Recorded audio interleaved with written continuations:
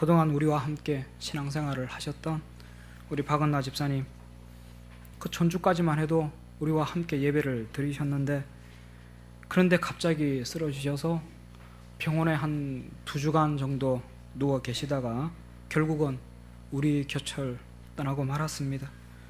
우리가 그동안 합심으로 기도하며 하나님의 은혜를 간절히 간구하였지만, 하지만 하나님의 뜻은 여기에 있었습니다.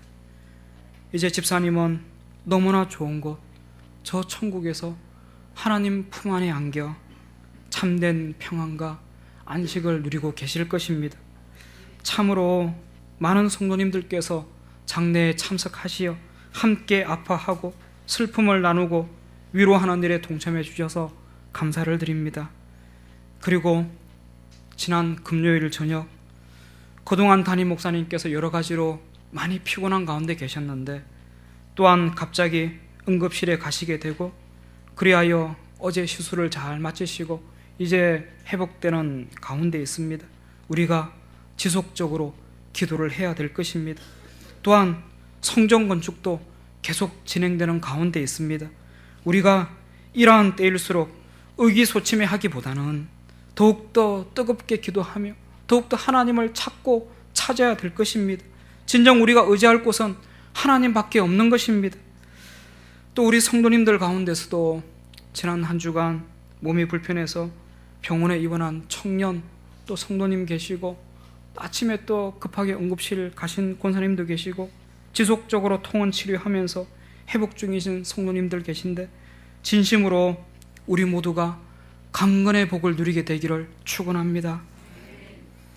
늘 우리가 영육 간의 강건을 하나님께 구하면서 그동안 좀 영적인 건강에만 치우친 경향이 있었는데, 물론 영의 건강이 참으로 중요하지만 이번 기회에 우리가 육의 건강도 좀 점검하고 챙기시면서 우리들에게 강건함의 복을 허락하시는 주님께 더욱더 감사하기를 바랍니다.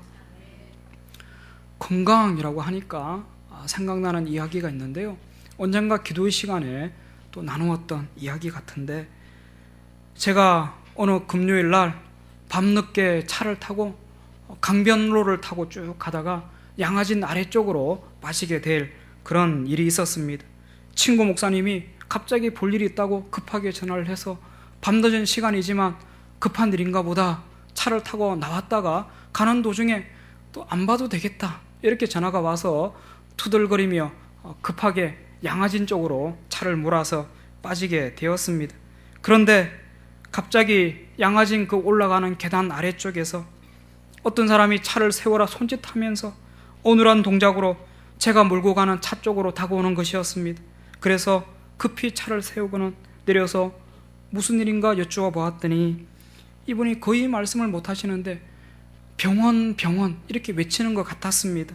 상당히 위급한 상황 같았습니다. 그래서 얼른 그분을 차에 태우고는 차를 몰아서 근처 병원 응급실로 갔습니다. 그분에게 겨우겨우 물어서 가족 연락처를 알아내고 연락을 드렸더니 가족이 금방 오셨습니다. 이제 인사를 드리고 저는 다시금 집으로 돌아왔죠. 그러면서 참 하나님 신기하시다. 사실 제가 그 시간에 그 길을 지나갈 일이 전혀 없었음에도 불구하고 딱 그 시간, 그 장소를 지나가게 하신 것은 그분의 생명을 구하기 위한 하나님의 계획이었나 보다, 그렇게 생각을 하고 있었습니다. 저는 그런 줄로만 알고 있었습니다. 이제 그러고 나서 그 일을 잊고 있었는데 어느 날 전화 한 통이 걸려왔길래 받았더니 바로 그분이 전화를 하신 것이었습니다. 그러면서 하시는 말씀이, 제가 딱 그 장소에 그 시간 맞춰서 도착을 한 것이 아니었고 이미 그분은 그 장소에서 오랫동안 호흡 곤란 일으키시면서 통증 속에 계셨다라고 하는 것입니다. 그런데 차 몇 대가 지나가면서도 다들 모른 채를 하였고, 거기가 한강변이라 운동하는 사람들이 꽤 있었는데 그분들 역시 다들 이상한 사람 취급하면서 그냥 지나쳐 가더라라고 하는 것입니다. 그래서 이제 이렇게 죽는가 보다 희망을 포기하려고 하는 순간 마침 제 차가 서게 되었고 그리하여 살게 되었다라고 하시면서 정말로 고맙다고 감사 인사를 하시는 것이었습니다. 끝까지 뭐 밥 한 끼 산다든지 뭐 그런 얘기는 전혀 안 하시고요. 감사 인사만 그렇게 하셨습니다. 저야 당연한 일을 했다고 참 다행이시다고 그렇게 얘기를 하고 전화를 끊었습니다. 참 어떻게 보면 우리는 너무나 냉정한 시대를 살아가고 있습니다. 나만 아니면 돼. 타인의 아프면은 지독하리만큼 무관심한 시대를 우리가 살아가고 있는 것입니다. 하지만 지난 한 주간 우리가 함께 슬픔을 나누며 보여준 사랑은 참으로 위대하고 놀라운 것이었습니다. 우리 안에 희망이 있고 아직은 살아갈 만한 세상이구나. 참 아름다운 모습이었습니다. 그런데 가만히 보면 사회의 전반에 깔려있는 풍조는 너무나 냉혹합니다. 참으로 감동이 없는 시대를 우리가 살아가고 있구나 생각이 들 때가 많이 있습니다. 무언가 무지 바쁘기는 한 것 같은데 오늘날 사람들이 정말 바쁩니다. 그렇죠. 무진장 바쁩니다. 애니팡도 해야 되고요, 드래곤 플라이트도 해야 되고요, 핸드폰 게임 이야기입니다. 아마 숨겨진 고수들이 중간중간에 다 계실 것입니다. 그런데 그냥 그렇게 살아가는 것이지, 바쁘게 살아가는 것이지, 열정도 없고 가슴이 뛰는 곳도 없이 그저 냉랭하고 밋밋하게 살아가는 사람들이 대부분이다라고 하는 것입니다. 그야말로 저마다 가슴 속에 냉장고 하나씩을 끼고 살아가는 듯이 보입니다. 그런데 정작 문제가 되는 것은 오늘날 우리의 시대가 이러하다 보니까 우리의 신앙 또한 냉랭한 채로 그렇게 지내게 되는 경우가 많이 있다라고 하는 것입니다. 그것이 문제입니다. 그것이 참 심각한 문제입니다. 교회 봉사를 해도 그저 냉랭하게 그동안 해왔던 일이니까 어쩔 수 없이 예배를 드려도 그저 습관처럼 딴 생각하고 꾸벅꾸벅 졸면서 감동도 없고 신앙의 열정도 없고 그냥 그렇게 늘 해왔던 것처럼 그러한 신앙생활을 하는 사람들이 참 많아졌다라고 하는 것입니다. 오히려 신앙생활을 오래 해서 알 만큼 아는 사람들은 참 많아졌는데 말입니다. 교회 컨설팅을 하는 어느 단체에서 어떤 큰 교회를 대상으로 설문조사를 해보았다 그럽니다. 질문이 당신은 신앙생활을 하신 지 얼마나 되었습니까? 교인들 가운데 가장 많이 나온 대답이 보기가 있었는데 1번은 1년 미만 된 성도, 2번은 교회 나온 지 1년에서 5년 사이, 3번은 5년에서 10년 사이, 4번은 10년에서 20년 사이, 마지막 5번은 20년 이상 된 성도. 그중 몇 번에 가장 동그라미가 많이 쳐졌을까요? 마지막 5번, 20년 이상 교회를 다니는 성도들이 교회에 가장 많더라는 것입니다. 그러고 나서 이와 똑같은 설문조사를 다른 교회 가서 해보았더니 역시 똑같은 결과가 나오더라는 것입니다. 큰 교회라서 그런가 싶어서 작은 교회 가서 해봤더니 역시 마찬가지더라는 것입니다. 설문조사를 하는 교회들마다 특별한 경우를 제외하고는 결과가 똑같았다라고 하는 것입니다. 한국 교회가 참 많이 성숙했구나 이렇게 볼 수도 있고, 어떻게 보면 좀 노쇠화되었구나 그렇게 볼 수도 있는 것이죠. 새로운 사람은 거의 없고 교회 학교는 죽어가고 있는데 한번 예배를 보세요. 유치부, 아동부 예배를 보세요. 교회 학교는 죽어가고 있는데 그냥 우리들끼리만 세세무궁토록 잘 먹고 잘 살고 있는 것은 아닌지, 혹 10년이 지나서 설문조사를 하면 30년 이상 된 교인이 가장 많은 것은 아닌지 그런 생각이 듭니다. 물론 이것이 잘못되었다 그런 것은 아닙니다. 아무튼 그리하여서 대다수의 성도님들이 신앙의 연륜은 쌓일 대로 쌓여 있는데, 그런데 문제는 가슴이 없는, 그러니까 열정이 없는 성도들이 있더라라고 하는 것입니다. 교회는 오래 다녀서 알 거는 다 아는데 그런데 신앙의 감동은 잃어버렸다라고 하는 것입니다. 신앙의 열정 없이 그저 해왔던 대로 하고 있더라는 것입니다. 우리가 예배를 드리는 것도 하나님께 드리는 것이고, 봉사를 하고 사역을 감당하고 우리의 삶을 살아가는 것이 하나님의 영광을 위한 것인데, 그런데 정작 하나님을 향한 열망은 별로 없더라라고 하는 것입니다. 이것이 익숙하니까 그동안 해왔던 거라서 다른 사람들 눈치 때문에 예배 시간에 자리에 앉아는 있지만, 이 자리에 앉아 있지만, 각종 자리에 봉사자들은 있지만, 그런데 가슴이 없는 신앙인, 감동이 없는 신앙인들이 점점 더 많아져 가고 있더라라고 하는 것입니다. 그러면서 하나님께 간구할 때는 아름다운 성전을 지켜달라 간구하고, 내 자리 든든히 지켜주고, 지위를 높여달라 간구하고, 승진을 위해서 간구하고, 부귀영화를 달라고 간구하고 그러고 있더라는 것입니다. 가슴은 텅 비어 있은 채 그저 내 이속만 챙기고 있더라는 것입니다. 물론 제가 그러한 간구가 잘못되었다 말씀드리는 것이 아닙니다. 다만 순서가 조금 바뀐 것이 아닐까, 그런 생각이 드는 것입니다. 먼저 하나님을 향한 열정을 회복한 이후에, 감동의 회복 이후에 이러한 것들은 자동적으로 따라오게 되는 것이다 라고 하는 것입니다. 우리가 너무나 잘 알고 있는 말씀, 너희는 먼저 그의 나라와 그의 의를 구하라, 그리하면 이 모든 것을 너에게 더하시리라. 따라서 우리가 먼저 하나님께 감동이 되고 나면, 그러고 나면 나머지 것들은 자연적으로 따라오게 되어 있는 것입니다. 그래서 이 시간 정말로 그러한지, 이게 과연 그러한 것인지 몇 구절 말씀을 통해서 우리가 확인해 보려고 합니다. 먼저 요셉 이야기입니다. 오늘 본문의 말씀이죠. 창세기 41장 38절 말씀입니다. 앞에 화면에도 나옵니다. 우리가 같이 한번 봉독하겠습니다.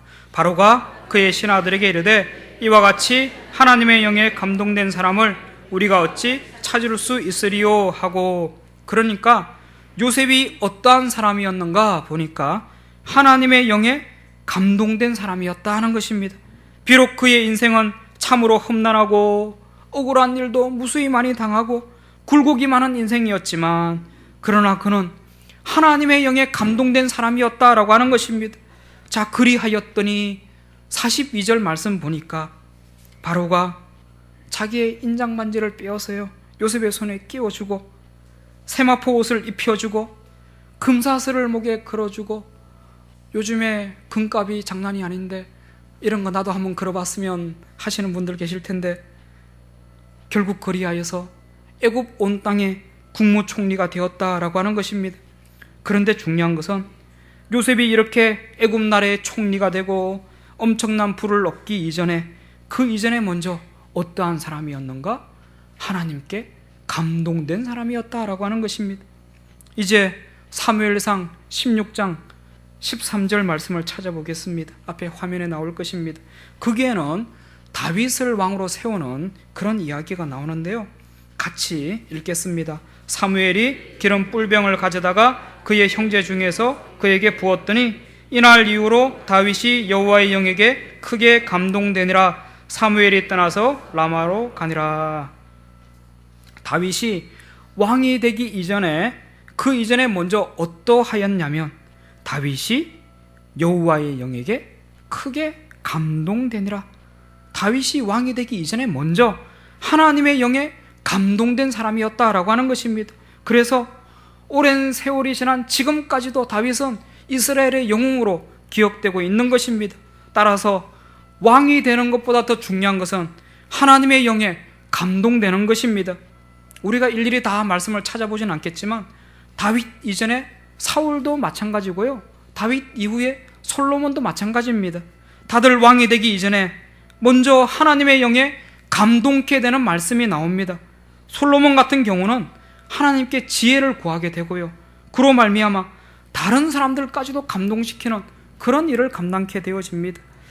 이제 조금 앞에 있는 출애굽기 말씀을 보겠습니다. 출애굽기 35장 21절 말씀입니다. 우리도 지금 성전 건축 중인데 성전을 건축하는 그런 이야기입니다. 같이 읽겠습니다. 마음이 감동된 모든 자와 자원하는 모든 자가 와서 회막을 짓기 위하여 그 속에서 쓸 모든 것을 위하여 거룩한 옷을 위하여 예물을 가져다가 여호와께 드렸으니, 성전 건축을 하면서 건축 헌금이 필요하였는데 누가 헌금을 하였냐면 마음이 감동된 모든 자가 헌금을 하였다는 것입니다. 마음이 냉랭한 사람이 아니라 감동된 사람이 헌금을 하였다는 것입니다.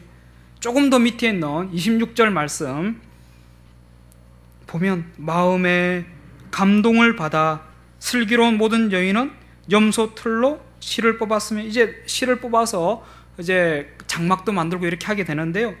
성전 건축을 돕는 손길들 역시 마음의 감동으로 감당하였다라고 하는 것입니다.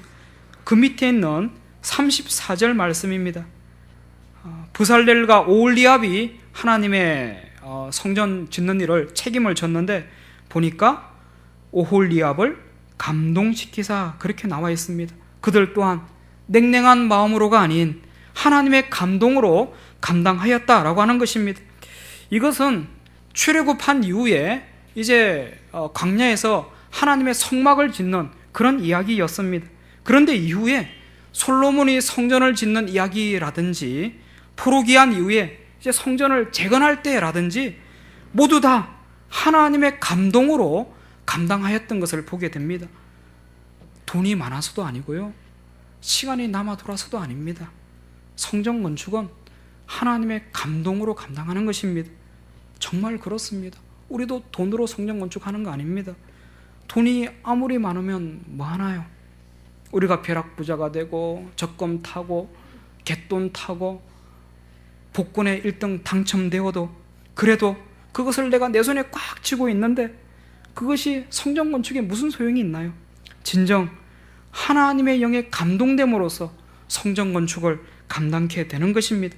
하나 더 찾아보겠습니다. 학개서 1장 14절 말씀입니다. 보면 여러 사람들이 나오는데 여호와께서, 그러니까 하나님께서 그러셨다라고 하는 것이고, 쭉 보면 유다 총독 스룹바벨이 나오고, 그리고 대제사장 여호수아, 그리고 남은 모든 백성들이 나오고요. 어떻게 하셨냐면 마음을 감동시키심에 마음을 감동시키셨다는 것입니다. 그러고 나서 이어지는 말씀이 그들이 와서 만군의 여호와 그들의 하나님의 전공사를 하였으니 이렇게 나오고 있습니다. 역시 하나님의 전공사 이전에 백성의 마음을 하나님께서 감동시키셨다는 것입니다. 아쉬운 마음에 딱 하나만 더 찾아보겠습니다. 에스라 1장 1, 2절 말씀입니다. 보면 바사왕 고레스가 나오고요, 그 쭉 보시면 하나님께서 어떻게 하시냐면 바사왕 고레스의 마음을 감동시키심에 그렇게 나옵니다. 그리고 그 다음 절로 넘어가면 쭉 보시면 유다 예루살렘에 성전을 건축하라 하셨나니, 성전 건축을 위해서 하나님께서 이웃나라 통치자까지 감동시키셨다는 것입니다. 역시 기독교가 로마의 국교가 될 때에도 이런 역사가 있었고요, 오늘날에도 마찬가지입니다. 공산주의 나라 베트남의 교회를 세울 때 이런 역사가 있었습니다. 지금도 여전히 일어나고 있고요. 그리고 앞으로는 아직까지도 교회를 새로 세우는 것이 불법인 미얀마 땅에도 이러한 감동의 역사가 일어나게 될 것입니다. 우리도 지금 성전 건축을 진행하고 있는데 이 또한 하나님의 감동으로 감당하고 있고 진행하고 있는 것입니다. 또 우리가 하는 신앙 고백 역시 하나님의 감동으로 되는 것입니다. 마태복음 22장의 말씀을 보면 우리가 성령에 감동될 때에 그리스도를 주라고 고백하게 된다, 이런 말씀이 나옵니다. 그렇다면 문제는 우리들 또한 이처럼 하나님의 영에 감동된 사람이 되고 싶은데, 그러면 과연 어떻게 해야지 하나님 영에 감동될 수 있는 것인가?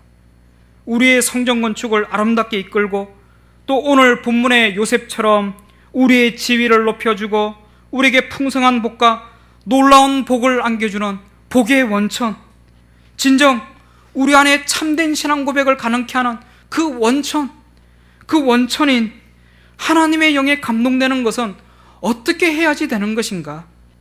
과연 어떻게 해야 되는 것인가? 마지막으로 한 구절만 더 찾아보고 우리가 말씀을 끝맺으려고 합니다. 디모데후서 3장 16절 말씀입니다. 같이 읽겠습니다. 모든 성경은 하나님의 감동으로 된 것으로 교훈과 책망과 바르게 함과 의로 교육하기에 유익하니. 아멘. 모든 성경은 하나님의 감동으로 되어 있다라고 하는 것입니다. 따라서 우리가 하나님께 감동되는 비결은요, 하나님의 감동으로 기록된 성경을 가까이 하는 것입니다. 말씀이 곧 열쇠가 되는 것입니다. 오늘날 말씀의 권위가 점점 사라져가고 있습니다. 이런 시대에 우리는 끝까지 말씀을 붙들게 되시기를 바랍니다. 물론 많이들 바쁘시겠지만 하루를 시작할 때 잠깐 짬을 내어서 말씀 묵상하시면 좋고요, 그게 안 되면 하루를 마감하기 전에 말씀 묵상하시면 참 좋겠습니다. 그리하여 우리 삶의 발걸음들이 말씀에 따라 나아가게 되기를 바랍니다. 정말 그렇게 되기를 간곡히 부탁드립니다. 그리하여 진정 우리 모두가 하나님의 영에 감동된 사람들이 되어서 우리의 성전도 아름답게 건축을 하고, 또한 요셉처럼 우리의 지위도 높아지고 풍성한 복도 누리시는 아름다운 인생들이 되시기를 간절히 축원합니다.